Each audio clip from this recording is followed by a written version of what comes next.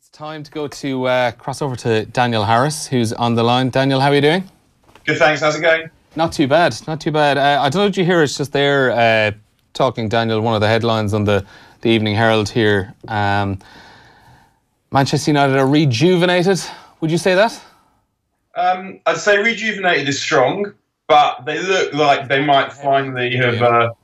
They might finally have turned the corner.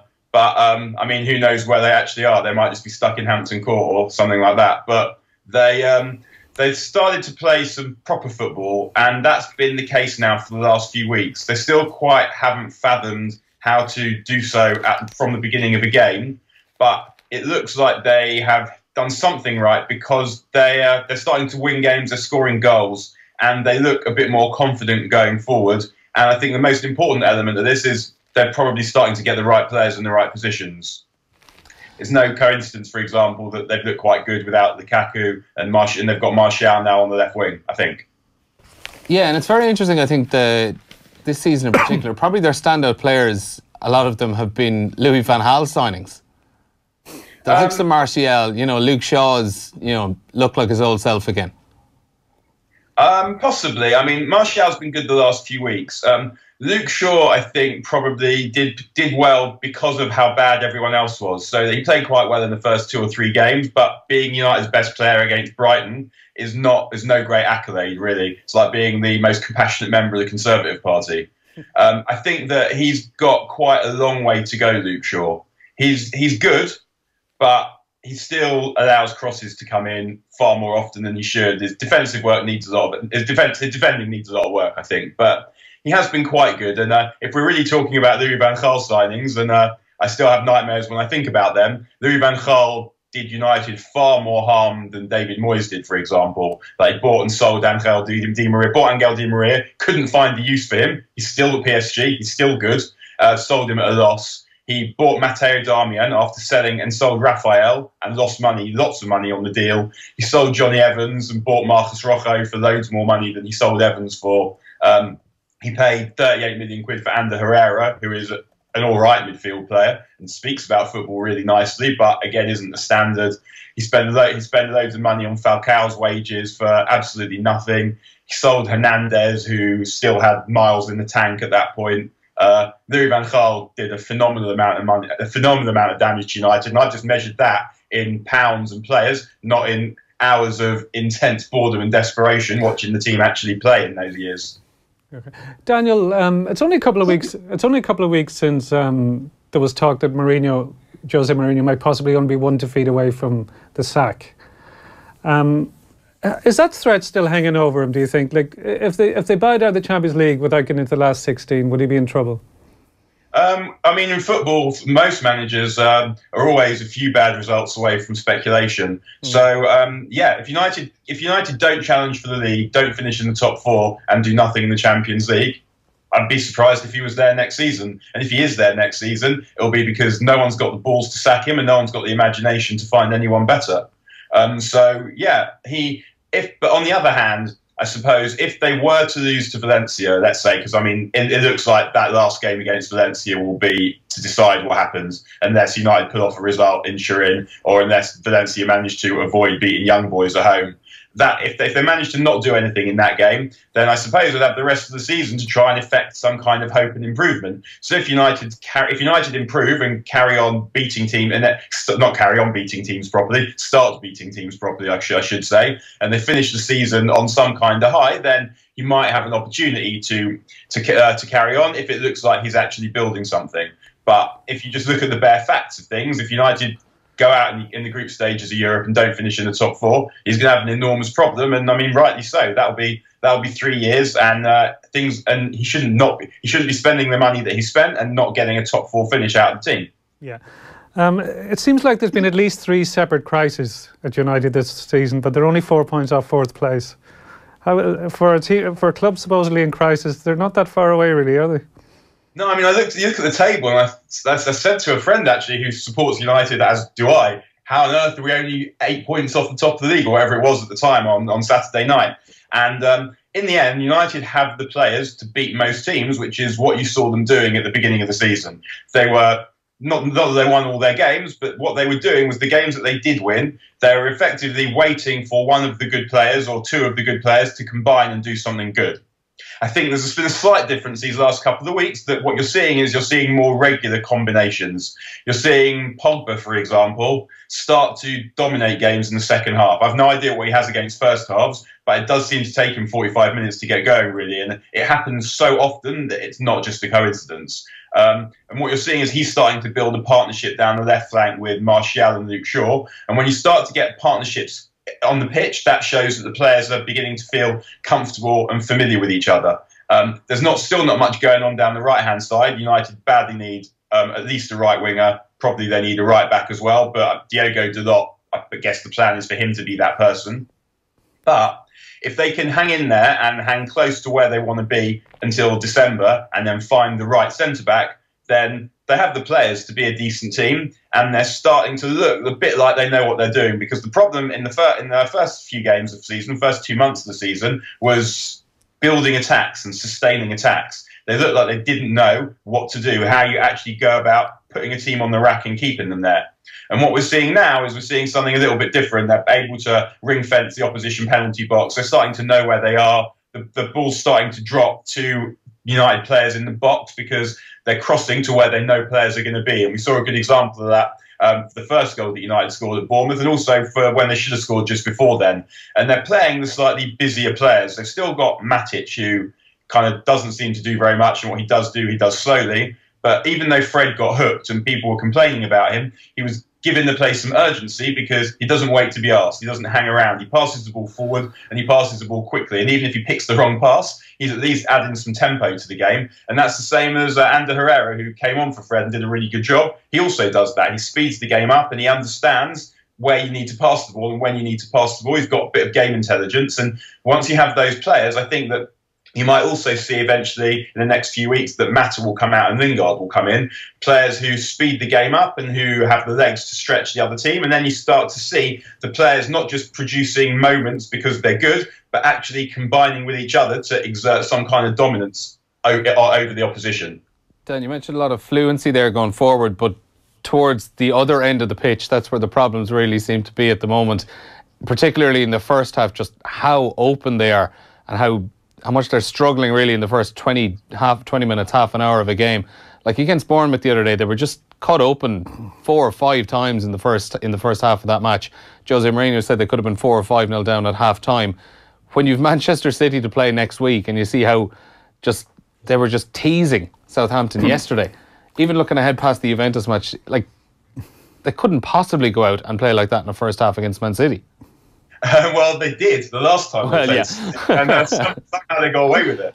I mean, as far as the Bournemouth game goes, I think the thing you have to first of all acknowledge is that they played Bournemouth at a bad time, in that Bournemouth are on a brilliant run. They're full of confidence and they played really well. And it should be acknowledged that that is what they did. Bournemouth came out and they played the way that they've been playing. So you have to give credit to the opposition to begin with. But actually, after the game, Mourinho was more candid about his struggles in trying to balance his team, and I think he has been in all the time he's been at United. And what he said was, in his first interview on telly, he was talking about the way that United started. It looked like they'd done no work during the week, and so he was saying that they'd been working on pressing the opposition and they just didn't do it. And why the players didn't do it, I think, is probably partly a confidence thing, that they don't trust themselves and they don't trust the methods of the manager because they don't have a big back catalogue of histories of successes to be like, right, well, this is the thing to do. This will succeed. And also, when we do it, it will work because we know we're able to do it correctly. And I think that's the first problem, is that they didn't go and put into practice the manager's tactics until later on in the game, because there's that element of trust in the manager, but also trust in themselves to be able to do it effectively. And the second thing is that Mourinho was talking more in the press conference afterwards. He was talking about balancing a team between attack and defence. And he said last season they got results because they were far less attacking. And I think that's probably true. The other thing that happened a lot last season was the goalkeeper made a load of miraculous saves. Like they let a lot of shots in on their goal, and the goalkeeper, and De Gea just saved them. But this season, he's saying he's trying to be more attacking. He's trying to get the most from the brilliant attacking talents that he has. And there's a sacrifice in that, where you sacrifice some defensive solidity. And the problem there is that on the one hand, you might think, well, if you've got a sus defence, as United do, then Mourinho's inclination is to pack the defence and put men in front of it. Whereas people that want to watch United play football, and also people that just you might think about football slightly differently to Jose Mourinho, think, well, if you've got a sus defence, the best thing that you can do is keep the ball down the other end. And I think we see this also in a different way from Manchester City. And we see Pep Guardiola talking a lot about how defence begins from the front. And that's true. And his teams have all been excellent, have excellent defensive records, but those excellent defensive records aren't really because they have excellent defenders. When you looked at his Barcelona team, when you look at his Bayern Munich team, and you think, well, how have we got a chance of beating them? The way that you think you've got a chance of beating them, and it was a very slim chance because they were brilliant teams, is you need to somehow get the ball down the other end and have a go at Gerard Piqué, try and get him in a race. Have a go at Javier Mascherano, who's not even a defender. And you look at City now, and you think, well, he's obviously spent 50 million quid on each of his defenders, so they're all quite good defenders. But if you're thinking, where's the chance of beating City? Is it sitting back and defending deep because just trying to frustrate them with numbers? Or is it getting the ball down the other end and thinking, it'd be good to get someone in a race with Aymeric Laporte? It would be good to try and see him get on the outside of Kyle Walker. And it's those elements where you look, well, those are where their weaknesses is. And the reason why you never get a chance to examine those things properly is because you never get the ball against City. They're able to monopolise the possession. United don't quite have a midfield like that, so that's where the tension is. They have a midfield of players, someone like Paul Pogba, who will produce a moment of magic, but he's unlikely to. They don't have players like Kevin De Bruyne, like David Silva, like Bernardo Silva, who just won't let you have the ball. So that's where the tension is with United. And I would still always say that against most teams, United should be able to outscore them. So you just want to keep the ball down the other end. And that's really what we saw against Bournemouth. So Mourinho is trying to organise his defence better. And the way that the defence played in the first half an hour against Bournemouth, I don't really think that's on Mourinho. I think that's on the defenders. They just, like Chris Smalling just had a terrible game and the panic spread. And he's an experienced enough professional to know how to do better than that against those players. Daniel, if Liverpool and Chelsea stayed on the course they're on now, they would end up with 93 points, which probably still wouldn't be enough to catch City the way City are going. City had 31 points at this stage last season. They've 29 now, so they might only get 98. A bit of a flippant there, but I find it interesting over the weekend. There's only 11 games gone, and the amount of people are saying, now, City are going to win this by a canter. And it's actually quite hard to make a strong case for anybody else. Do you think that? Can you see anybody challenging them, even at this stage? No, and I couldn't at the beginning of the season, and I can't now. City are the best team in the league by absolute miles. And they're just they're an excellent team in any generation at this point. I mean, I think that because as a Manchester United supporter, which I also am, you think you've got this situation where you've got City and Liverpool going for the league, and you would, in theory, be having the conversation about which of them do you want to not win the league more. And actually, it's not even a conversation I'll bother to have with myself because I don't think it's going to be close at any point. I don't think that Liverpool have the firepower that City have to keep going, beating every team home and away in the league. And I don't think that they're good enough to win enough of the big games, whereas City is so much better than all the other teams that I just think they'll win all the big games. And like last season, United came second to City. But it was like when United came second to Liverpool in 87-88. It was second and plenty. Yeah. And I think that, I guess the way that I try and categorise these things, because of my conditioning as someone who's grown up watching Alex Ferguson teams, is I think that if United had Fergie as the manager now and had one of Fergie's teams, would I be worried about losing a league to City? Yes. Would I be worried about losing a team to Liverpool or Chelsea? Losing a league to Liverpool or Chelsea? No, it wouldn't even be on my agenda, because when I think about City and I think, well, they've got Aguero, they've got Kevin De Bruyne, they've got David Silva, some of the best players we've ever seen in England. And when I look at Liverpool, I think they've got players who are good at the moment when I don't think English football is particularly strong. I don't think most of the best players in the world play in England. And when I look at Liverpool, I think Mane, Firmino, Salah, I think they're good players. But do I think they're elite level players like City have? And like United and Chelsea had when they were getting to European finals and European semi-finals more or less every season? No, I don't think that. I don't think that Jurgen Klopp's a good manager. I don't think he's a great manager like the original incarnation of Mourinho was. And Pep Guardiola is a great manager. He's the best of his generation, one of the greatest of all time. And when you put all those things together, like, why would you expect anyone to challenge City? City have spent £2 billion, whatever it is, on their football team.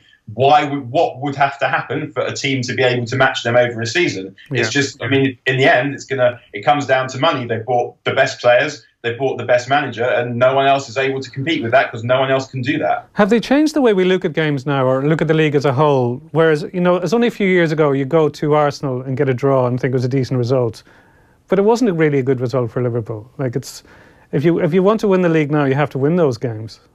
I think actually Mourinho changed that in the beginning. Where when he first arrived, Fergie always used to say, well, we only get going after January. And I mean, even at the time, thinking, how are you justifying taking half the season off? But Mourinho changed all of that. In his very first game, Chelsea played United, a terrible United team featuring all manner of clown, but they beat them 1-0. And then they went on and they carried on winning. And Mourinho changed the idea that you didn't have to start playing until January to win the league. And the great Liverpool teams, I think there was one season in the maybe it was at 82, 83, I can't remember now, but Liverpool came from about 10 points down at halfway to go and win the league. And that was, at that point, was possible. And Mourinho changed that. Because actually no longer are you going to be able to win the league with 75 points or with 80 points. But you're going to have to play all season, and you're going to have to keep winning, and you're going to have to win most of the big games and win almost all the minor games as well. And that was the major difference, I would say, that Mourinho made to English football. And if you look at what happened when he won the first two leagues in 04-05 and 05-06, when United took the next league off him in 06-07, they started the season, they beat Fulham 5-1, I think it was. And they carried on like that. And Fergie talked about it, that he changed the outlook of the league in that what you had to do to win it. Okay. And then that kind of slowed slightly because the teams got less good. If you look at the champions from sort of about the last, I would say until this City team, the last great English champions, the team you could say this team is actually like a proper player in world football, was probably the last great team, was United in 2009. And then from then on you had teams who were sort of winning league titles, but no one's going to remember them as any kind of generational team beyond the fans of that team. And what we've got now is City have raised it again, because why wouldn't they be able to do that? And Daniel, very quickly before we leave you go, who's going to win the Euro Super League next year? I was reading that stuff whenever it came out, thinking, like, feeling physical illness about all of this. It's just that people forget that football doesn't exist to make money. It makes money because it exists. And what the problem is that there's been a laxity in not just in the governing bodies, but in the governments, who should have protected our social institutions. They should have protected football, which is the greatest thing in the world, which is the way of reaching the most people in the world, and protected them from predatory capitalists who are seeking to use football for financial gain or for national gain, for just a different expression of nationalism and a different expression of power. And no one did that. And this is what you get. You get people ruining the game in order to make money for themselves, in order to make PR for their countries, in order to exert power for their countries. And what you get is this appalling disgrace of teams trying to break away because they don't care about the game. They care about their specific interest of the game, whether it's a club or whether it's a country, or whether it's personal wealth, or whatever it might be. And so, in answer to the question, I don't give a shit who wins the European Super League whenever it happens, because it is not interesting to me. And hopefully, someone will do something to stop it from happening. But I think, sadly, at this stage, we're relying on governments, and as we know, we cannot rely on governments. Okay, Daniel, we'll leave it there. Thanks for joining us. I think it's pretty clear what way you're leaning on that one. And I think see you again, Jeff. Cheers. Thanks for joining us. And I think a lot of people will be of that opinion as well. Thanks to Screwfix.ie, championing the trade with a dedicated call centre.